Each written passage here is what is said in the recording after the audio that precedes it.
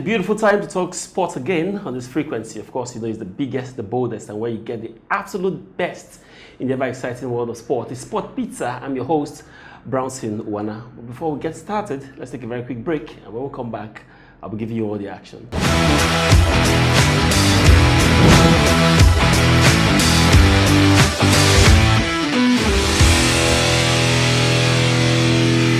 Olakule Philip joins me on this segment, and of course, I'm taking rounds. Kule, good to have you on the program. Yeah, Brownson, good day. It's good to be here. And so many things happening in the world of sports. Just wait for it to start.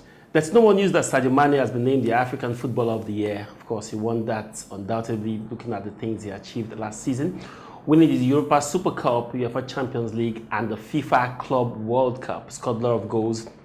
And of course, African Cup of Nations last year was something to look out for. But also, we had some exciting players who also did very well. Talking about the runners-up, his teammate Mo Salah, and the guy who's doing so well with Manchester City.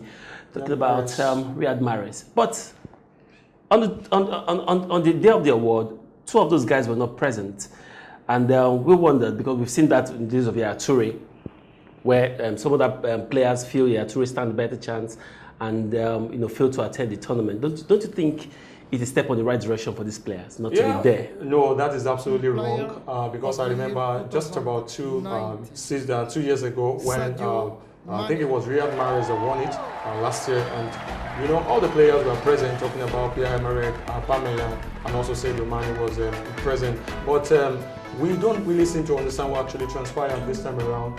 Well, in the case of Riyad Mahrez, on the day the event took center stage, he was on duty for Manchester City in the Carabao Cup. But for Mo Salah, I don't really understand why he was conspicuously missing in the ceremony. I think he should have been around because one would have thought that Mo Salah, Sadio Mane, by virtue of the fact that they play in the same club, he should have come to honor him, even if he knows that he might not just be winning it. I think it's a very wrong one. But for Riyad Mahrez, his excuse is absolutely genuine. But I mean, it's surprising because is there a way for these players to have known before time that they're not going to win this win the coveted prize? Yeah, I think Bronson, you understand the fact that if you do well in the calendar year, you stand a very good chance. Yeah, so in the case of Riyad Mahrez, he understands the fact that he might not be winning it. Looking at the fact that almost all through the season, he was coming in as a substitute for Manchester City. But for Mo Salah, he actually did very well at the last time, winning the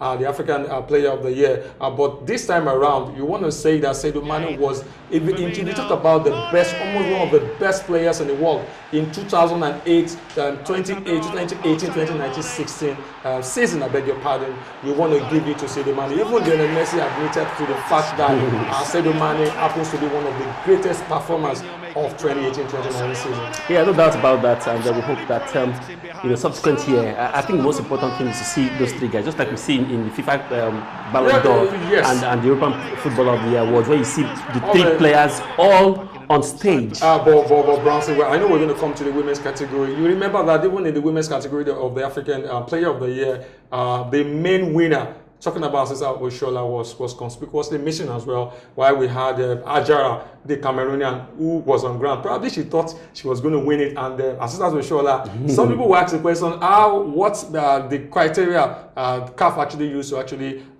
give the award to her, because one would have felt that she didn't merit it. Looking at the performances of Ajara last season, she was absolutely phenomenal for the indomitable Lioness of Cameroon. But that can also be excused. She would tell you that she was also busy, probably doing one or two things, and she could not attend the ceremony. Well, talking about the women's side, Asisat Oshoala, she's a Nigerian, and we're so proud to talk about her on the show today, won the African Women Player of the Year, and I think she won that beyond any reasonable doubt.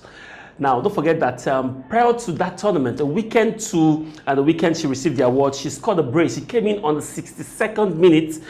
Barcelona ladies were playing a goalless they were playing a goalless draw. She came and scored a brace. Yeah. The game ended 3-1. I mean, I thought she did very well. I understand you may want to look at the Women World Cup that went on in 2019, the African Women Championship. As well. I mean, but yes, she has done very well. No doubt about it. Well, you know, we're looking at the individual performances of the players. You also want to say that the Ajara, the Cameroonian lady who did well, who shone like a million stars in the African Women's Championship, they lost actually to Nigeria in the semi-final. You remember they even dominated, and Ajara was a thorn in the flesh of the Super Falcons defenders. Or no, maybe we'll tell you what she went through. So I think the award is well deserved. I saw Shola. She's moving from the Chinese club to the Barcelona female team. I think she's been absolutely fantastic. She's been getting in the goals, and then she scored out of about 10 games she's played. She scored about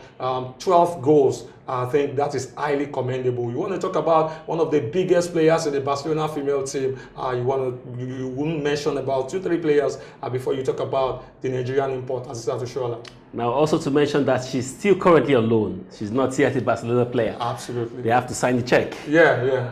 Away from that, let's move to England, where the English FA is under scrutiny from the government, and that has to do with the FA Cup sponsorship rights handed to a betting company. Now, the government feels that the decision helps the citizens to spend more money on betting, and that could affect the mental health. Football is about money. FA Cup from all the rounds, you need to spend money. Yeah. I mean, comparing the English Premier League, the Championship, League One, League Two, all the way to National League, to the lower division, it costs a lot of money. Some companies do not have this money, but a betting company came out to sponsor this, but the government is frowning their face against it. Yes, based on the recent events, you want to tilt towards the part of the government for telling the FA to trade the part of caution, because in recent time you discover that there's been a lot of scandals here and there. Even Nigerian players are not left out. You remember some couple of years ago, one individual coming out to say it was actually, there's been a time that Nigeria bribed to get to the World Cup. These are things that one really has to take into consideration, and the government of England are actually on the right path. But the companies are not doling out the money, and then the betting company has decided they also are looking at, just like you said, the fact that some individuals might be addicted to betting, and then they might also be getting to watch the matches on their website. On their website. So I think it's not good for them. But I still think that money, they say, make the world go round. Now, Kule, you sound like you're suggesting that it might affect the outcome of games. Are you suggesting that there might be match fixing because the betting company is involved? You will agree with me that there is match fixing going on in the world. It's happening everywhere, and that is why the government are trying to be very, very careful. If there's the betting company gets the deal, the sponsorship deal, there might be some influences, and then this is bad for the rounded game. So they really need to look at it, and of course trade the part of caution. Very well said, Kule. Now let's move to Italy, where the racism row seems to be growing day by day. Now, report has it that Lazio has been fined €20,000, that's about £16,958 for their fans' racist abuse on Brescia striker Mario Balotelli. Now, the twist in this story is the fact that some weeks ago, Italian FA launched a campaign against racism, and Kule, to shock you to see the pictures. I mean, that's the picture right there on your TV screen. It shows, the picture tells the whole story. An FA that is committed to fighting racism, using an offensive picture to launch a campaign. I mean, how do you use a monkey face picture to fight against racism or to say no to racism? Well, I think that was a big mistake on their part. I feel that probably they were trying to give the impression that they're trying to fight racism, but coming up with such horrible picture, not a very good one at all, and a very bad one, because we've had cases of visiting chant on the part of the African black players, I beg your pardon, on the Italian football. It's been happening in Italian football a lot of times more than any other country, Paul. I think this is really very sad because a lot of countries are trying to avoid, they're trying to work against racism, but the Italians there's always been this controversy here and there about racism. And don't forget that Mario Balotelli is just one of the numerous players. And Inter Milan striker Romelu Lukaku was also involved when newly joined the club, I think sometimes in August last year. Yeah. We saw a situation where he scored a goal against a particular team and then they threw banana peel on him. And of course, it was hot, but he just took it, threw it back. Don't forget, people have threshold. There's been a time that also happened to Mario Balotelli, I think a couple of years ago. And he ended up crying on the field, asking if he was a monkey and all of that. You don't know the emotional trauma that these players go through. But do you think the FA is doing enough to nip this in the bud? No, I don't think they're doing enough. If this is what they can put together to stop or to fight racism, I think this is very bad. They're actually they are compounding it instead of trying to stop it, and it's definitely not a good one. Really, not a good one. Football is a unifying factor and has no race. Football is not white or black. So if you can't stand seeing colors on the pitch of play, maybe you shouldn't come to watch football at all. But let's move to England, where something exciting is also happening. When he joined the club, he was the bride of the fans, and especially replacing a coach of very high caliber of Jose Mourinho, won 7 straight games. And he was pressured to be given permanent deal. But when he got the contract, everything changed. Now let's just run through some of the things that have changed in Manchester United. Manchester United's season slumped to a fresh low as they were humbled by Manchester City, their city rivals. Sir Alex Ferguson used to call them noisy neighbors, but I get they're not as noisy as they used to. They're the real deal. Now also, Ole Gunnar Solskjaer have also said that his midfield has to be clamped down. They need a total overhaul of the midfield. Now, trailing 3-0 at halftime, haven't been outclassed. There was supporters divide on the pitch. So a lot of things is going, is not going in his favor right now. The same fans that asked for him to stay are now asking for his head. Yeah, that's football for you. Jose Mourinho will always tell you, at the point in time, it was a special one. But later, he was being haunted by the fans of Chelsea. So I think for Ole Gunnar Solskjaer, he started like I was on fire, just like he said. And all of a sudden, he started losing games upon games. And then we as well, Manchester United at their low point. Right now, it's not a very good one. Just a couple of weeks ago, they also lost to Arsenal by 2-0. And the game they played against the Carabao Cup first leg semi-final against Manchester City at the in front of their home crowd. They were dismal. That was the lowest result they achieved at home since Ole Gunnar Solskjaer took charge. And the losing by they were down by 3-0 before they came back and Rashford getting in. One of the goals. I think if things continue the way this, I think it might just be getting the boot because Manchester United is not a club. You won't want to go compare Manchester United with Arsenal, who believes in just getting the making up the numbers. Well, you're throwing stones. They are. You're throwing stones. But big question to be answered: how many more will Manchester United sack before they get it right? Only time will tell. We'll take a very quick break. And when we come back, we'll be switching gears.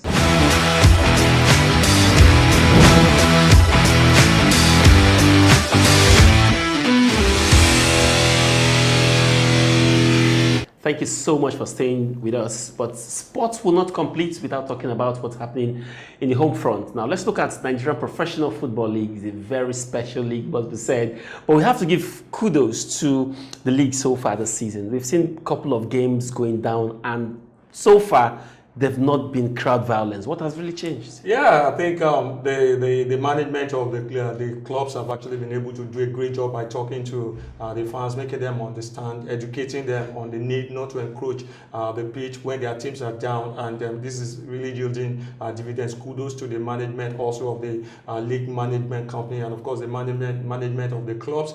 So far, so good. It's been absolutely fantastic. You go to the match venues where you, even from from match day one, teams have been churning out wins away from home, and then teams that you expect to do well are also doing well. So far so good. It's been a great time in the NPFL. Yeah, very well said, Kule. We can just hope that they keep up the fine behavior. We are saying we should be able to come and watch football with our kids, not coming with a defensive head cap. I love that. Now let's move on to tennis. Big thing, Australian Open, the first Grand Slam of the year, will be kickstarting later in the month, and expectations are very high. Serena Williams is under pressure to win one more Grand Slam to equal Margaret Court. And on the male side, Roger Federer looks good, and the Murray, Rafael Nadal, all these guys are slugging it out. Again, they need to top it up. But let's start with Serena Williams. Do you think she's over-pressuring herself? No, she's not pressuring herself. I think she's still doing very well. So for me, she still stands a very, very good chance of winning one this year. And Australian Open is up for the grab for any of the players. In the women's category, you can always expect a surprise. The players coming up, upcoming players can just come up and shock the big players. So for me, Serena Williams also, she stands a very good chance. Serena Williams all the way, according to Kule Phillips. But let's take it straight to the first Grand Slam of 2019. That's the Australian Open finals between the male and the female.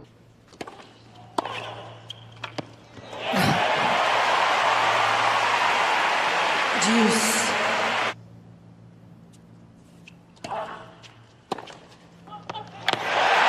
It's an extraordinary debut.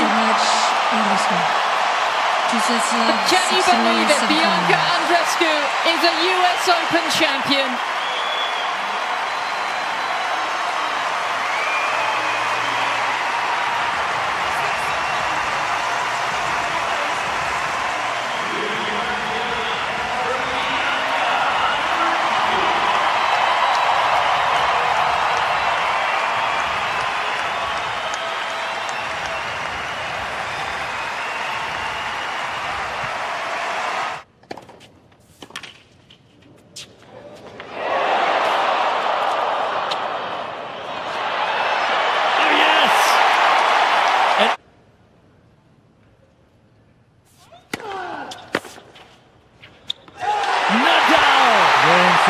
Nadal, 3-2. He's the king of the hill, the top 6-3, of the 5-7, heap, 4-6, 6-4. and the US Open champion.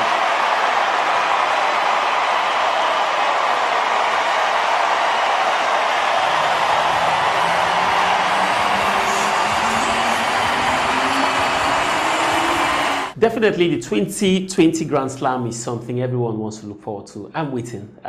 First Grand Slam of the Australian Open just around the corner. Now let's go straight to the NBA. We have a lot of NBA fans around the world, and one name that lots of NBA fans has been hoping to see is Oladipo Victor. He's back from injury, and I think his team will be most delighted to have him back at this time. Yeah, Indiana Pacers have actually missed him, and it was a sad one. He actually had a rupture. That was last year. Talking about the January 2019, and it was a big blow for the club. And he has actually spoken about he has had his jaw surgery, and he has spoken about the fact that he wants to join up with the team for the season, in their next game. So I think it's a good news for the management of Indiana Pacers, and we can just wait to have him back. Remember, just in 2018, he actually won the Eastern Conference Player of the Week at some point, and also he turned out great performances in the colors of Indiana Pacers. And also, LA Lakers has been advised to reserve Anthony Davis, LeBron James for the playoffs. Looks like playoffs is where all the big stars want to play. I mean, if you feel that you've qualified, why play them in some games that they can get the all-important rest? Yeah, Anthony Davis is actually injured. He's just coming back from injury, and there's need to actually rest him. LeBron James is 35, and he's still dunking those balls. Doesn't look like it. Yeah, he's still the king. He's still the king, still doing what he knows how to do best. But it's very important that they rest him ahead of the playoffs. All right, thank you for your thoughts on that one, Kule. There's a point where you all have been waiting for. You can't watch a show without a slice of pizza, right? All right, so let's serve you our Spot Pizza Play of the Week.